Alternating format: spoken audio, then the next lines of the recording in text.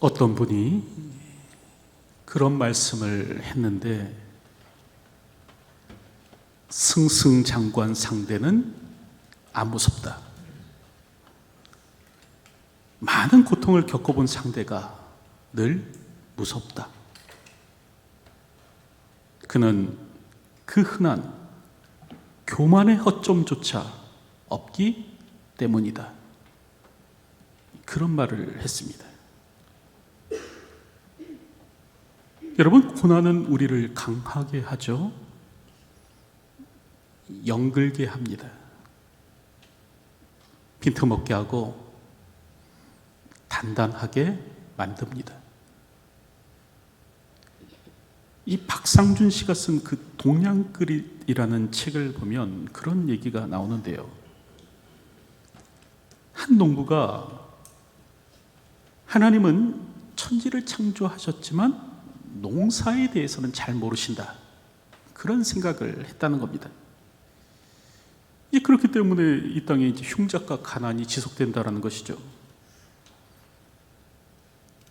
그래서 농부는 하나님을 졸라 1년 동안 자연 조건을 마음대로 할 수 있는 권한을 얻어냅니다. 그리고 이제 비, 바람, 햇볕을 조절해서 이 가을 들판을 곡식으로 풍성히 채워 놓았는데, 여러분, 이게 웬일입니까? 추수하려 했더니 그 많은 곡식의 알갱이가 하나도 연글지 않았더라라는 겁니다. 모두가 다 빈 껍데기 뿐이었다는 거예요. 그때 하나님께서는 말씀하십니다. 비, 바람, 된소리가 없이는 곡식이 연글 수 없다. 마찬가지로 도전, 갈등, 혼란, 누군가의 방해가 없이는 사람의 영혼이 살찔 수가 없다, 그러셨다는 겁니다.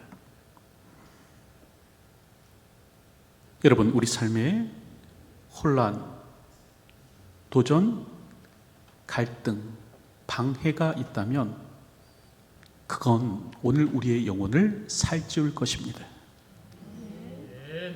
우리 삶의 도전, 혼란, 갈등과 방해는요, 오늘 우리를 강하게 만들 것이에요.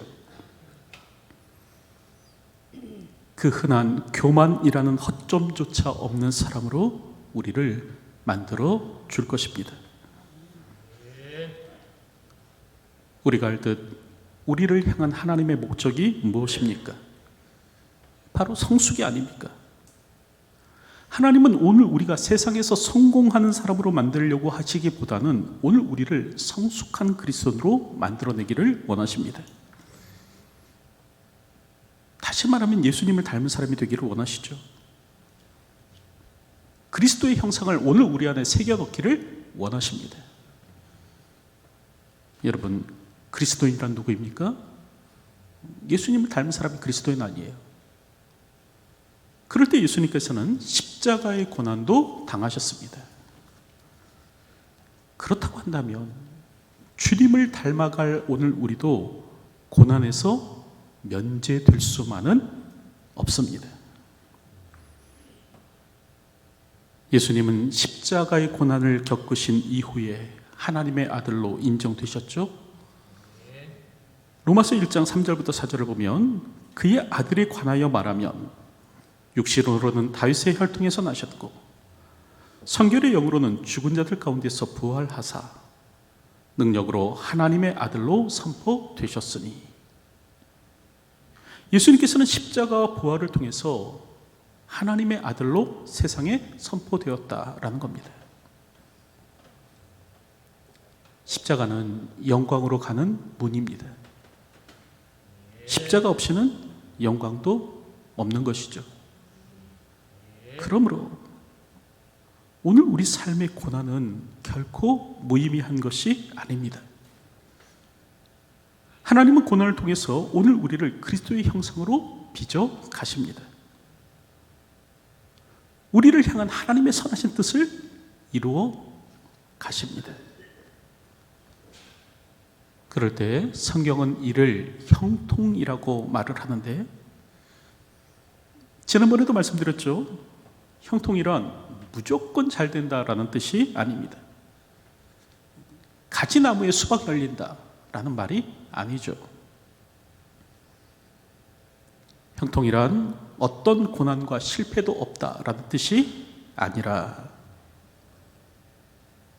고난 속에서도 실패 속에서도 하나님께서 함께 계셔서 하나님의 약속이 이루어지는 삶을 산다라는 뜻입니다. 오늘도 우리는 형통에 대한 바른 이해를 가지고 살아야 하는데, 그럴 때 요셉이 바로 이와 같았다라는 거죠. 지난주에 살펴본 바와 같이 요셉이 억울한 누명을 쓰고 옥에 갇히게 됩니다. 그럴 때 성경에서는 이 옥이라는 말을 히브리어로 보르라는 말로 그렇게 쓰고 있는데, 사실 성경에는 이 감옥을 표현하는 몇몇 단어가 더 있습니다. 그 간수의 감시하에 있는 갇힌 그 감옥을 미시마르라고 하고요. 또 국가의 적대적 행위를 끼친 사람을 가두는 곳을 또 벳켈레라고 그렇게 말을 합니다. 또 개인의 집을 감옥으로 사용하기도 했는데, 이때는 또 벳에스루라는 말도 쓰고 있는데, 여러분 오늘 창세기 본문에서는 보르라는 말이 사용되고 있습니다. 그럴 때 이 말은 뚫다라는 말에서 파생된 것으로, 창세기 37장에서는 구덩이라는 말로 번역되어 있습니다. 그럴 때 요셉이 옥에 갇혔다라는 말은 요셉이 과거 형들에 의해서 구덩이에 던져졌듯이 또다시 인생의 구덩이에 던져졌음을 중의적으로 표현하고 있는 것입니다. 그럴 때 그럼에도 불구하고 창세기 39장 23절을 보면 뭐라고 말씀하시는가? 이는 여호와께서 요셉과 함께 하심이라. 여호와께서 그를 범사에 형통하게 하셨더라 라고 말씀합니다. 요셉이 구덩이에 던져졌음에도 불구하고 하나님께서 요셉과 함께 하셨다는 거예요. 요셉이 구덩이에 던져졌음에도 불구하고 여호와께서 요셉을 범사에 형통케 하셨다는 거죠. 그럴 때 우리가 기억해야 될 것은, 하나님께서 함께 하신다라는 말은 돌파이지 안주가 아니다라는 말입니다. 다시 말하면 그냥 편안하게 살게 되었다, 하나님께서 함께 하셔서 이제는 편안하게 살게 된다는 말이 아니라는 거예요. 하나님께서 우리와 함께 하신다라는 무슨 말인가? 돌파한다는 말입니다. 하나님께서 우리와 함께 하시면 돌파할 수 있다는 거예요. 그래서 이사야서 43장 1절부터 2절을 보면, 야곱아 너를 창조하신 여호와께서 지금 말씀하시느니라. 이스라엘아 너를 지으신 이가 말씀하시느니라. 너는 두려워하지 말라. 내가 너를 구속하였고 내가 너를 지명하여 불렀나니 너는 내 것이라. 내가 물 가운데로 지날 때에 내가 너와 함께 할 것이라. 강을 건널 때에 물이 너를 침몰하지 못할 것이며 내가 불 가운데로 지날 때에 타지도 아니할 것이요 불꽃이 너를 사르지도 못하리니. 그렇게 말씀하는 겁니다. 여러분, 하나님께서 함께 하시면 물속을 달릴 일이 없을 것인가? 그렇지 않고요. 여러분, 하나님께서 함께 하시면 불 속을 달릴 일이 없는 것인가? 그렇지 않다는 겁니다. 성경은 물 가운데 지날지라도 불 가운데 다닐지라도 그렇게 말씀합니다. 물 가운데도 가고 불 가운데도 갈 거라는 거예요. 하지만 하나님께서 함께 하심으로 말미암아 그 문제를 돌파케 하신다. 그것을 지나게 하신다라고 말씀하는 겁니다. 여러분, 이처럼 하나님께서 함께 하심의 의미는 여러분 돌파입니다. 문제를 뛰어넘고요, 문제를 헤쳐나갈 수 있도록 하시는 거죠. 그럼으로써 하나님의 약속이 이루어지도록 하신다. 그럴 때 성경은 이걸 형통이라고 하는 겁니다. 하나님의 약속을 이루어지도록 하시는 것, 문제를 돌파해서 하나님의 약속을 이루어지도록 만드는 것, 이게 바로 형통이다라는 겁니다. 문제 없는 삶을 살아가는 것이 형통이 아니라는 거예요. 그럴 때 요셉의 삶이 바로 그러했는데, 특별히 오늘 본문을 보면 그 과정 가운데서 요셉이 겪게 되는 일이 있죠. 그 애굽 왕의 술 맡은 관원장과 떡 굽는 관원장을 수종드는 일을 하게 됩니다. 여기서 관원장이라는 말, 사라르, 히브리어로 사라르인데요, 주권을 행하다, 통치하다라는 말에서 나온 것으로 조직의 하부에서 잡일하는 사람이 아니라 관리자 입장에서 통솔하는 사람을 말합니다. 그럴 때 특별히 이제 느헤미야서를 보면 느헤미야가 바로 그런 사람이었다고 말씀하죠. 느헤미야 1장 11절을 보면 느헤미야는 페르시아 왕의 술 맡은 관원이었다라고 그렇게 기록합니다. 여러분, 그럴 때 이는 왕의 최측근으로서요, 왕을 독살로부터 보호하는 역할을 했다라는 의미입니다. 우리가 알듯 왕의 자리를 탐하는 사람은 얼마든지 있지 않습니까? 언제든지 있기에 왕의 신변은 늘 위험에 시달렸는데, 이때 특별히 왕을 독살로부터 보호하는 일을 맡은 사람이 누구인가? 바로 왕의 술관원들이었죠. 왕은 이들에게 자신의 생명을 맡겼습니다. 그럴 때 요셉이 바로 이런 이들을 이제 수종하게 되었다라는 거죠. 그런데 오늘 본문을 보면 한날은 이들의 안색이 다른 겁니다. 얼굴에 근심의 빛을 띠고 있는 거예요. 그래서 요셉이 저들에게 묻는데, 어찌하여 오늘 당신들의 얼굴에 근심의 빛이 있나이까? 그럴 때 저들은 꿈을 이야기합니다. 같은 날 두 관원장이 서로 같은 듯 다른 꿈을 꾸었다는 거예요. 먼저 술 맡은 관원장의 꿈은 그러하죠. 한 포도나무가 있었는데 그 나무에 3가지가 있었고, 그 3가지에서 이제 싹이 나더니 꽃이 피고 포도송이가 있더랍니다. 그래서 그 포도송이를 따서 즙을 내어서 그걸 바로의 잔에 부어서 왕에게 드렸다, 이 꿈을 꿨다는 거예요. 또 이 떡 맡은 관원장은 어떤 꿈을 꾸었는가? 그의 머리에 3개의 광주리가 있었는데, 새들이 와서 그 광주리에 있는 이 바로를 위하여 만든 각종 음식을 쪼아 먹는 꿈을 꾸었습니다. 그럴 때 이제 저들은 그 꿈의 의미가 무엇인지 몰라서 근심하고 있었던 것이죠.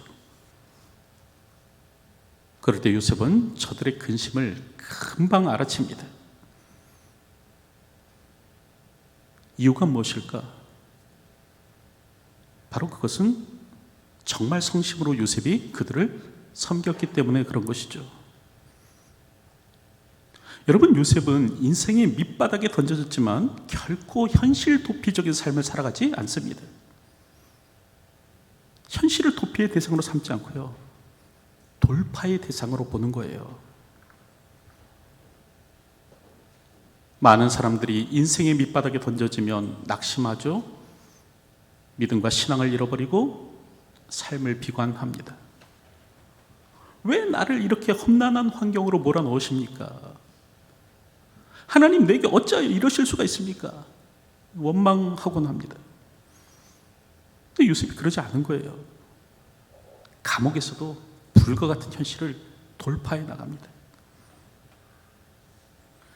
감옥은 내가 있을 곳이 아니기 때문에 적당히 일해야 되겠다.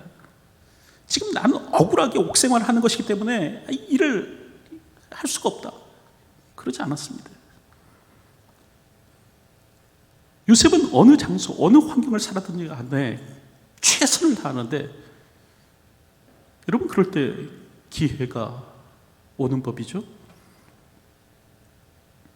바로 술 맡은 관원장과 떡 맡은 관원장의 꿈을 해석해 주게 됩니다. 여러분, 구덩이는 나를 훈련시키시는 하나님의 장소입니다. 그러므로 그곳에서도 오늘 우리는 최선을 다해야 돼요. 기회를 기다릴 수 있어야 됩니다. 하나님께서 나를 회복시켜 주실 때가 있음을 알고 기다려야 돼요.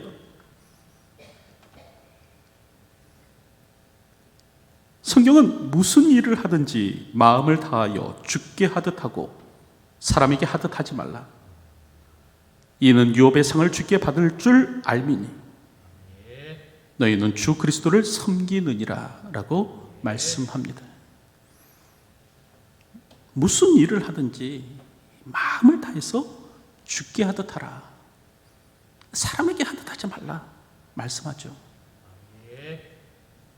우리는 주 그리스도를 섬기는 사람들입니다. 그러므로 어떤 상황, 어떤 형편을 살든지 삶의 현장에서 최선의 삶을 다해야 돼요. 그럴 때 하나님께서는 오늘 우리에게 새로운 기회를 허락하여 주실 것입니다. 다시 일어설 수 있도록 하여 주실 것이고 능히 서도록 만들어 주실 것입니다. 오늘 성경을 보면 요셉은요 바로 이와 같은 삶을 살아갔습니다. 그 현장에도, 그 삶의 어려운 현장에도 충실한 삶을 살아갔는데 이제 그러다 보니까 이제 꿈을 해석해 주게 되었죠. 요셉은 꿈을 꾸는 자에서 꿈을 해석해 주는 자로 변하게 됩니다.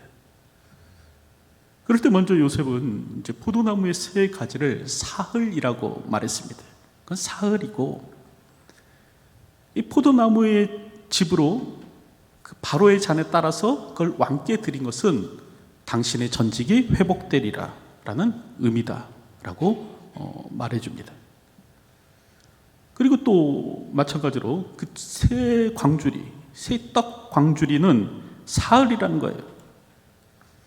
그리고 새가 와서 그 광주리의 음식을 먹는 것은 결국 당신이 죽음을 당하리라 라는 뜻이라고 그렇게 해석해 줍니다. 그러면서 요셉은 술 맡은 관원장에게 부탁하죠. 당신이 잘 되시거든 나를 생각하고 내게 은혜를 베풀어서 내 사정을 바로에게 아뢰어 이 집에서 나를 건져 주소서. 여러분 그럴 때 오늘 성경을 보면 요셉의 해석대로 그대로 되어지는 일이 일어납니다. 바로의 생일날 잔치가 베풀 때에 배설됐을 때에 이 술 맡은 관원장이 석방되는 일이 일어나요. 창세기 40장 20절을 보면 머리를 들게 하니라 라고 말씀하죠. 여기서 머리를 들다라는 말은 옥에서 놓이다, 옥에서 풀려나다라는 그런 뜻입니다. 열왕기하 25장 27절을 보면 유다의 왕 여호야긴이 사로잡혀 간 지 37년 곧 바벨론의 왕 에월 무로닥이 즉위한 원년 12월 그달 27일에 유다의 왕 여호야긴을 옥에서 내놓아 그 머리를 들게 하고 라고 말씀하는데 여러분 여기서 옥에서 내놓아 그 머리를 들게 하고 라는 말은 이중 번역입니다. 다시 말하면 옥에서 내놓아라고 번역만 하든지 아니면 머리를 들게 하고라고만 하든지 해야 되는데 이제 오늘 성경은 독자들의 이해를 돕기 위해서 옥에서 놓아 그 머리를 들게 하고라고 지금 번역하고 있습니다. 그럴 때 이 말은 뭐냐면 머리를 들다라는 말은 옥에서 놓이다라는 말이에요. 술 맡은 관원장이 드디어 석방된 겁니다. 그런데요 오늘 성경을 보면 이 술 맡은 관원장이 그럼에도 불구하고 요셉을 잊었다라고 말씀합니다. 창세기 40장 23절을 보면 술 맡은 관원장이 요셉을 기억하지 못하고 그를 잊었더라.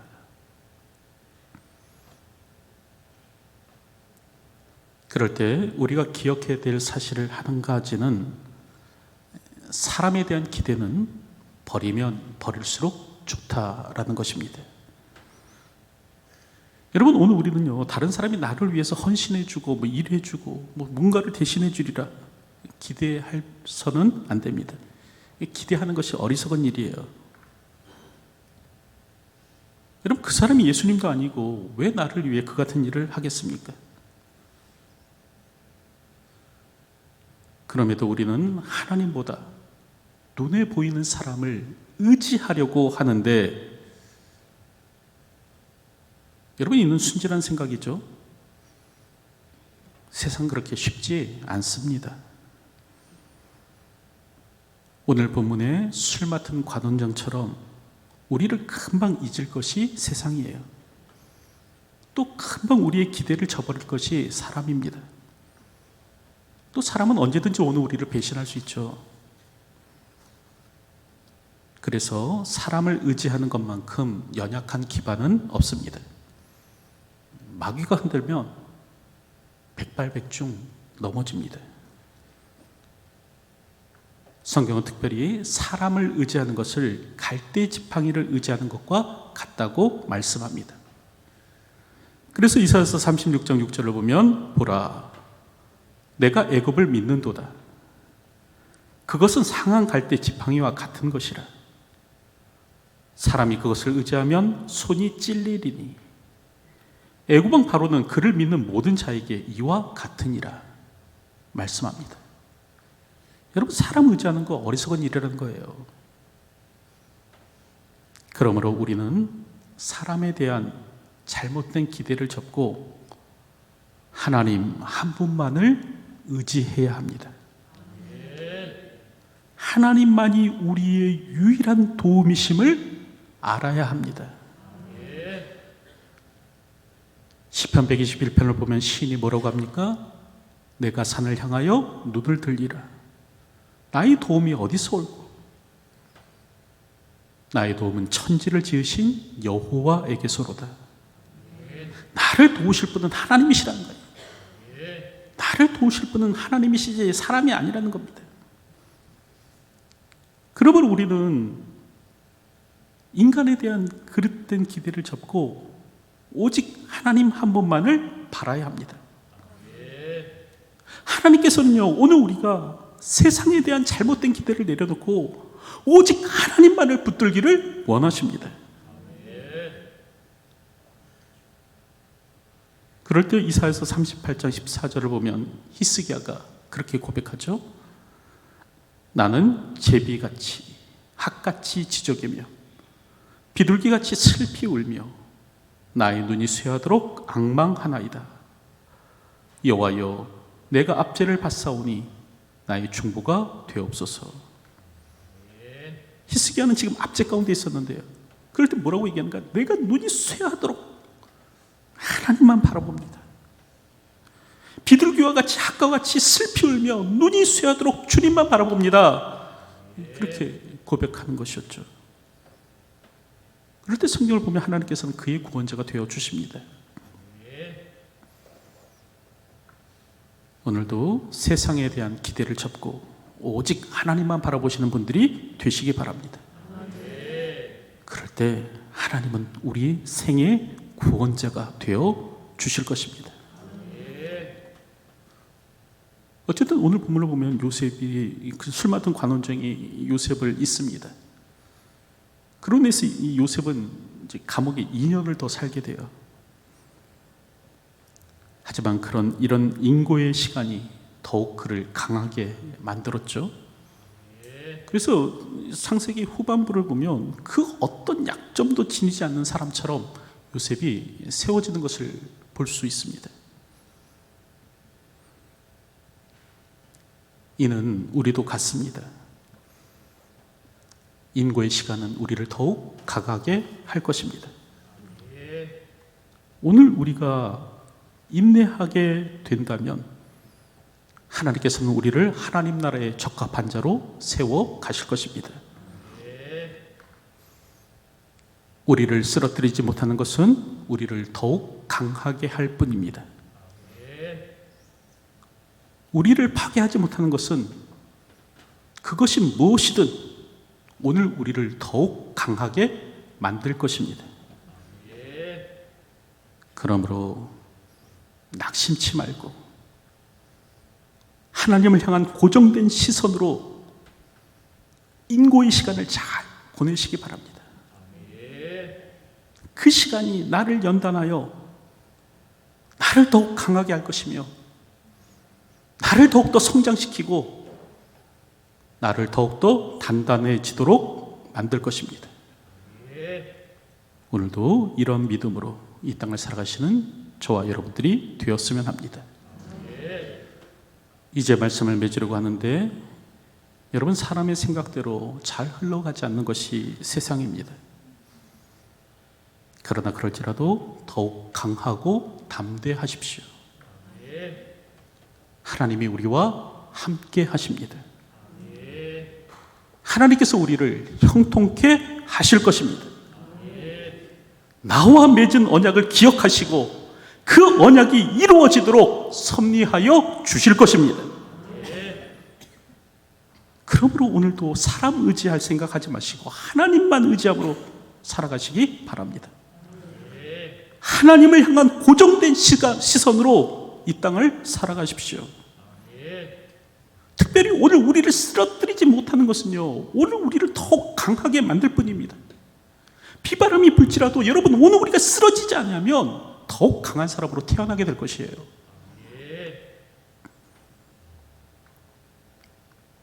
더불어 현재의 삶에도 충실하십시오. 현재의 삶에 충실하시면 하나님께서 다시 기회를 주실 겁니다.